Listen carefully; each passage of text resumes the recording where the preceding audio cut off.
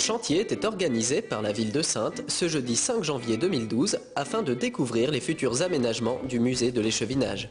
Une nouvelle activité commerciale va s'installer dans le bâtiment de la Musardière. Cet espace sera occupé par Gabriel Pena, torréfacteur et gérant de la brûlerie du Puy, actuellement située rue Victor Hugo.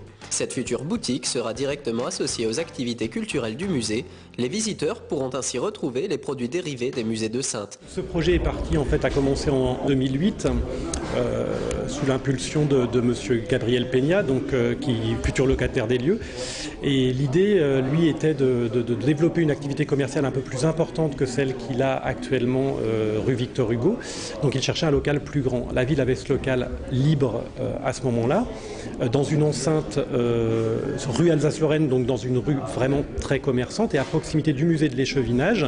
Donc l'idée a été de créer ce futur bar, restauration rapide, lieu de vie, de rencontres culturelles, en associant M. Pena aux travaux, puisque la ville se charge des travaux de grosses œuvres, donc fait l'investissement de grosses œuvres.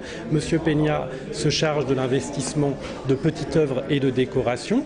Le local lui sera loué sous la forme d'un bail 369, un bail traditionnel. Et l'idée est de mutualiser une partie des activités, notamment toute la politique d'animation du lieu. La ville a investi dans les travaux, mais va percevoir un loyer de monsieur et madame Pena qui permettra d'amortir le projet sur une vingtaine d'années. On a eu de mauvaises surprises, comme c'est le cas très souvent quand on restaure des vieux bâtiments, notamment des surprises liées aux fondations sur un sol limoneux. Donc les travaux ont pris un tout petit peu de retard, mais on reste à peu près dans les créneaux et on souhaiterait que la Musardière ouvre pour la Nuit des musées, qui est le week-end phare des musées dans l'année, qui a lieu le 19 mai 2012. Pour découvrir les nouveaux aménagements du musée, sachez qu'une journée en accès libre sera organisée dès la fin des travaux.